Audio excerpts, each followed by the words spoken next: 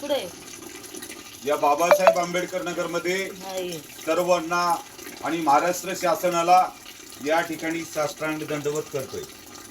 भीमटोला YouTube चॅनलच्या माध्यमातून या शासनाला एक प्रश्न विचारतोय। मी या ठिकाणी प्रश्न विचारतोय, या बाबासाहेब आंबेडकर नगरमध्ये ही गटार तुंबलेलं आहे।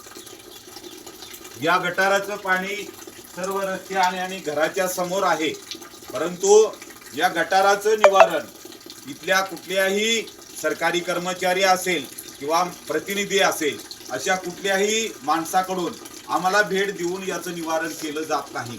गेल्या कित्येक दिवस इथले सर्व नागरिक आणि या गटारामध्ये राहतात। पुणे शहर हे विद्येचं माहेरघर आणि स्मार्ट सिटी म्हणून या ठिकाणी ओळखलं जातं, परंतु बाबासाहेब आंबेडकर नगरमध्ये ही अवस्था आहे। केवळ दलित म्हणून, एक दलित वस्ती म्हणून आमच्याकडे असं पाहिलं जातंय का? 1947 साली या भारताला स्वातंत्र्य मिळालं। भारतीय राज्य घटनेचे शिल्पकार विश्वभूषण भारतरत्न डॉक्टर बाबासाहेब आंबेडकर या महामानवानी लोकशाही पद्धतीने प्रत्येक नागरिकाला लोकशाही पद्धतीने राहण्याचा हक्क दिला, परंतु ती अंमलबजावणी या ठिकाणी होत नाही। अशा गटाराच्या पाण्यामध्ये राहावं लागतंय। अशा गटाराच्या पाण्यामध्ये नागरिक राहतात, किती त्रास घेतात। ही व्यवस्था या ठिकाणच्या सर्व कार्यकर्त्यांना आणि जे काही पुढारी म्हणून फिरतात अशा कुठल्याही कार्यकर्त्याला याचा विचार नाही।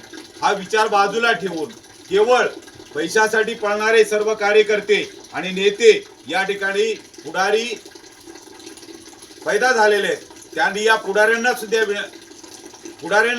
सुद्धा या विकासाकडे न बघता हा विकास तसाच ठेवून आम्ही चांगले कपडे घालून मोठ्या माणसासमोर जाऊन आम्ही पुढारी आहोत हे दाखवण्याचा प्रयत्न करून जे काही या ठिकाणी या लोकांना गुमराह करून अशाच गटारामध्ये राहण्याची वेळ आहे, असे हे महाराष्ट्र शासनाने याकडे लक्ष द्यावं।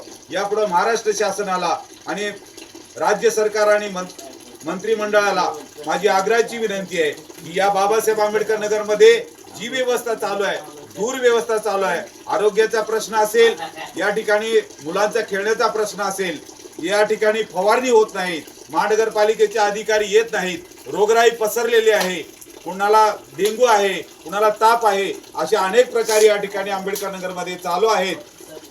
मी महानगरपालिकेच्या आणि शासनाला आग्रहाची विनंती करतोय की या गोष्टीकडे लक्ष देऊन यापुढे महानगरपालिकेच्या अधिकाऱ्यामार्फत हे गटाराचे काम असेल किंवा आणि कुठला आरोग्याचा प्रश्न असेल त्वरित सोडवला जावा, अशी मी यूट्यूब भीमटोला यांच्या माध्यमातून आग्रहाची विनंती करतोय।